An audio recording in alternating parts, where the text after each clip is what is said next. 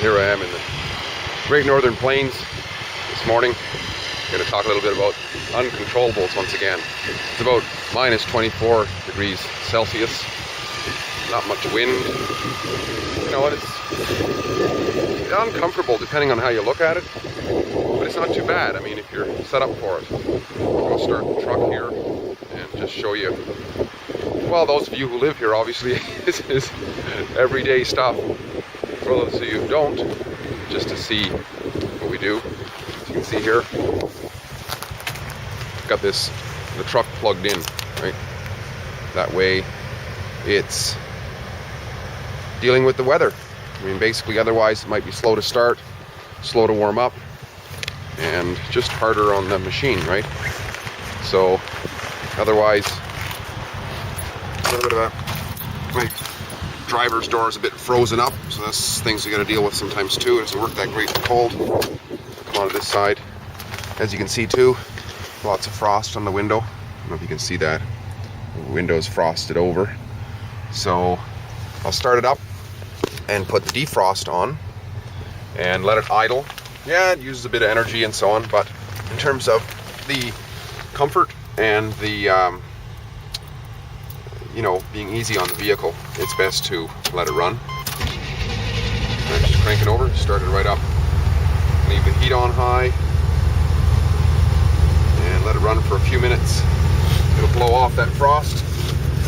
Seeing that the engine is somewhat warm because it's being plugged in, it won't take long to heat up.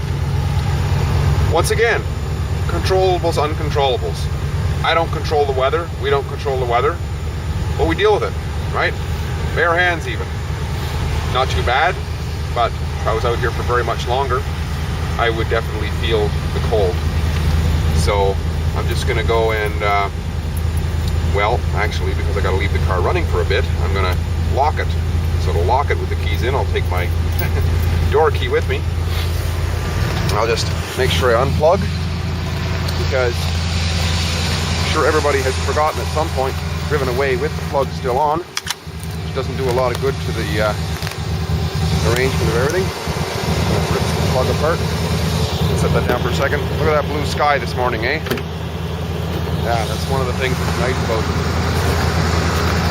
Great Prairies, the land of living sky. You can see the sun coming up over there. Isn't that fantastic? It's about 8:15 in the morning, by the way, so the sun doesn't come up for quite a while because it's quite far north here. But and you'll see also a lot of what looks like exhaust coming out, but that's actually not smoke, that's just water condensation, because when a car first starts up, the great amount of the exhaust is actually water vapor, but in this cold weather it actually condenses into water immediately, because when it hits that cold air, boom, it just goes right into water. That's why you see that great plume of smoke out behind vehicles a lot of times when they're cruising along in the cold, in the very, very cold weather. And this, of course, is not extremely cold for what it can get. I mean, it's only minus 24. It's fairly balmy in a way for this time of year. It can be in the 30s. Not very often. You'll hear people say it all the time, oh, it's minus 40, but they're talking about wind chill. Wind chill is not temperature. It's actually, nobody really knows what it is, you ask them. But basically what it is if you're driving along at 100 kilometers an hour, and it's minus 24, and you stick your hand out the window, because you got a 100 kilometer an hour wind, your hand is going to freeze at a much greater rate. Your skin's going to freeze at a much greater rate. That's what wind chill is. It's basically a very several complicated ways to arrive at it, but it's not temperature. It doesn't affect the temperature of the vehicle and things like this. It's just propaganda, really, for news media to hype how cold it is. Works the opposite way in the summer, of course. They talk about humidex, right? To make it sound hotter than it is, but it's not really. That's not temperature either. That's just another thing somebody's made up, which you know, just creates comfort or discomfort.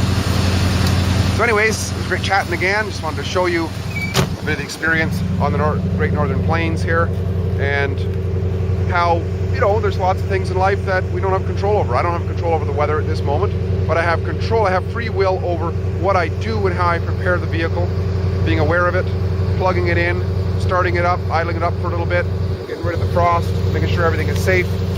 And of course, when I start driving, I'll drive a little bit slowly, because even though I heated up the motor, the differential is still at minus 24, the transmission is still at minus 24, all of the bearings, brakes, everything like that, tires are at minus 24. And you'll notice certain anomalies when it gets really cold, even below minus 30. Sometimes the tires, they call them square tires. You start driving, the car will be kind of bump, bump, bump, bump, bump, because the rubber will be frozen where it was sitting. So there's a flat spot where your tire is sitting, right? Normally in warmer temperatures, it just automatically folds into roundness as it rolls. But when it's very cold, that flat spot will maintain for a bit until you drive for a bit, warm it up, and then it smooths out. So these are the kind of things we notice. Now just standing here, I can feel my beard starting to freeze up a little bit from the humidity from my nose, and I can feel my hand starting to go a little bit, see a little bit of frost on my hand. I'm holding the camera, so I just switch from one hand to the other. Put my hand back in my pocket. Should have gloves on really, but I don't. And a lot of it is just being aware and doing things in a certain way, and that way we can live with the uncontrollables. Once again, great chatting again, and we'll talk again soon. Bye bye for now.